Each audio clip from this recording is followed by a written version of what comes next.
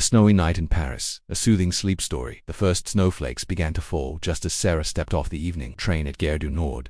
She pulled her wool coat tighter around her shoulders and watched as the delicate white crystals danced beneath the golden glow of the station's old-fashioned lamps. After months of planning this solo trip to Paris, she was finally here. But instead of the excitement she had imagined, a heavy tiredness settled over her like a familiar blanket. Sarah had been working long hours at her marketing job in Chicago, saving every penny for this dream vacation.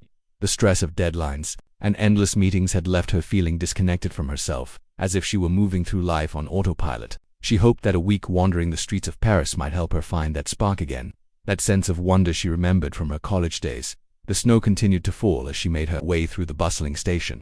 Travelers hurried past with their suitcases and briefcases, speaking in rapid French that sounded like music to her ears.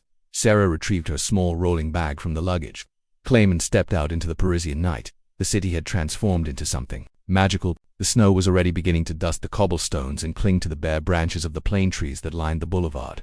Street lamps created pools of warm amber light, and the snowflakes seemed to dance in slow motion as they drifted earthward. Sarah took a deep breath of the crisp air and felt some of her weariness begin to lift.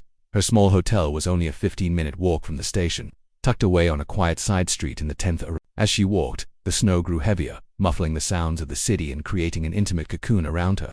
The usual hustle and bustle of Paris seemed to slow down, as if the entire city was settling in for the night. But as Sarah turned onto her street, she noticed something troubling. The normally bright hotel sign was dark, and the windows looked empty.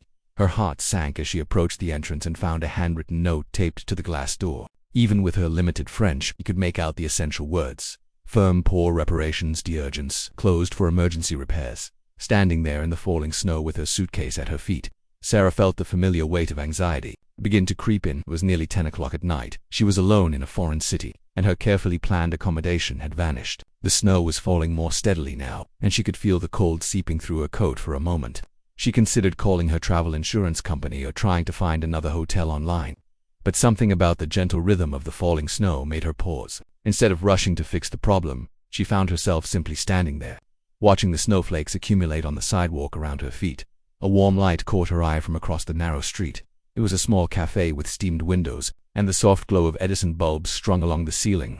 Through the frosted glass, she could see people inside, their silhouettes moving slowly as they sipped their drinks and conversed in low voices. The sign above the door read "Caf Luna" in elegant script. Sarah crossed the street and pushed open the heavy wooden door. A bell chimed softly as she entered, and the warmth enveloped her like an embrace. The cafe was small and intimate, with mismatched vintage furniture and books lining the walls. The air smelled of coffee, cinnamon, and something deliciously French that she couldn't quite identify. Behind the counter stood a woman in her 60s with silver hair pulled back in a loose bun and kind eyes that crinkled at the corners. She looked up as Sarah entered, her face brightening with a warm smile. "Bonsoir," the woman said softly. "You look like you could use something warm." "Bonsoir," Sarah replied, grateful that the woman had switched to English. I'm having a bit of a situation. My hotel is closed and I'm not sure what to do." The woman nodded knowingly and gestured for Sarah to sit at a small table by the window. "I am Marie," she said, bringing over a steaming cup of hot chocolate topped with a dollop of fresh cream. "And you are welcome to stay here as long as you need to figure things out.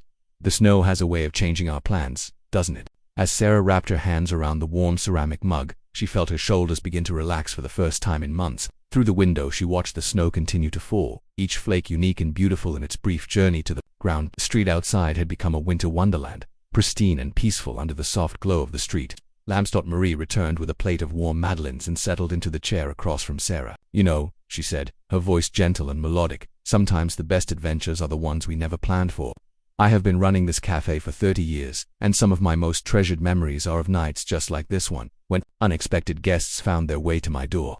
As they talked, Sarah learned that Marie had once been a travel writer who had wandered the globe before settling in Paris and opening her little cafe. She spoke of serendipitous encounters and missed trains that led to beautiful discoveries, of the magic that could unfold when we stopped trying to control every moment of our lives. "There is a small apartment above the cafe," Marie said eventually, gesturing toward a narrow staircase in the corner. "It's simple, but warm and clean. You are welcome to stay there tonight, or for as long as you need. Sometimes the universe has a way of putting us exactly where we need to be."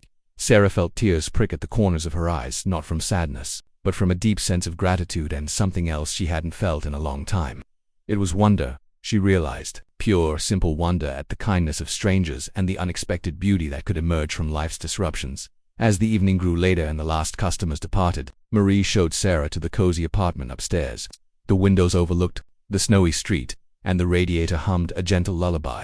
Sarah sat on the edge of the bed and looked out at the winter scene below, feeling something shift inside her chest. For the first time in months, she wasn't thinking about deadlines, or meetings, or the endless list of things she needed to accomplish. Instead, she was simply present in this moment, in this place, surrounded by the quiet magic of a snowy night in Paris and the unexpected kindness of a stranger who had become a friend. As she prepared for sleep, Sarah realized that her real journey had already begun, not with the sights she had planned to see or the restaurants she had bookmarked, but with this gentle reminder that life's most beautiful moments often came disguised as problems, waiting patiently for us to slow down long enough to recognize them as gifts. Outside, the snow continued to fall, blanketing the city in peace and possibility.